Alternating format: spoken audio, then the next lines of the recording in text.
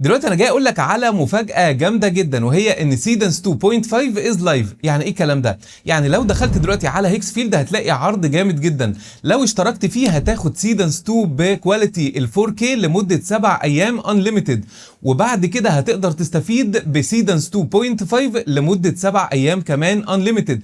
يعني توتال العرض 14 يوم انليميتد. هتقول لي طب ايه الفرق بين سيدنس 2 وسيدنس 2.5؟ تعالى معايا هفهمك ايه الفرق بين الاثنين. اول حاجه الموديل ده بيقدر يعملها زي ما انت شايف قدامك في الفيديوهات اللي بتتعرض دلوقتي، انه يقدر يولد فيديو كامل مدته 30 ثانيه. طب هستفيد ايه من حاجه زي كده؟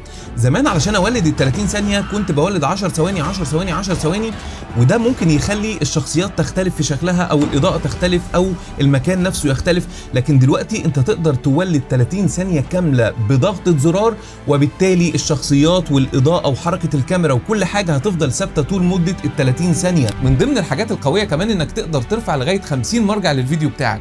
يعني ايه الكلام ده؟ يعني لو عندك صور او فيديوهات بستايل معين او ستايل معين انت بتفكر فيه، تقدر ترفع له الحاجات دي وتقول له انا عايز ستايل شبه الستايل ده، وبالتالي الفيديوهات بتاعتك هتبقى كلها موحده شبه بعض، ومش هتحس باختلاف بين المشاهد وبعضها.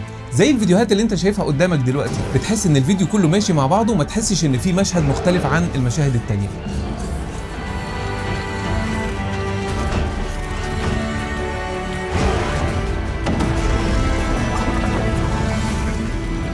من ضمن المميزات الحلوه اللي موجوده ان الصوت بيتولد اوتوماتيك مع الفيديوهات اللي انت بتولدها، فانت مش محتاج تروح لمواقع متخصصه عشان تولد الصوت، وكمان الصوت ده بيكون مناسب للفيديو جدا لانه متولد معاه. زي المثال ده.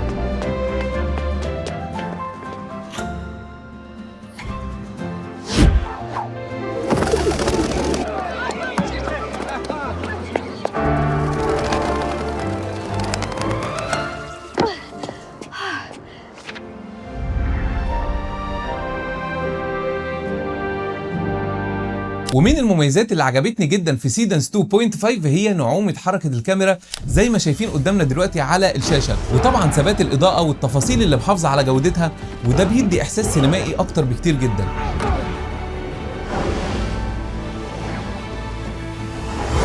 الميزه الحلوه اللي بعد كده ان الشركه بتقول ان سيدنس 2.5 بقى ادق في فهم البرومبت اللي انت بتكتبه بنسبه اعلى 20% من الاصدار اللي قبل كده، برغم ان الاصدار اللي قبل كده كان قوي جدا، ولكن دلوقتي النسبه عليت 20%، وده بيحافظ على الشخصيات وعلى ثبات المشاهد وعلى الحركه بنسبه اعلى بكتير زي ما انت شايف قدامك كده.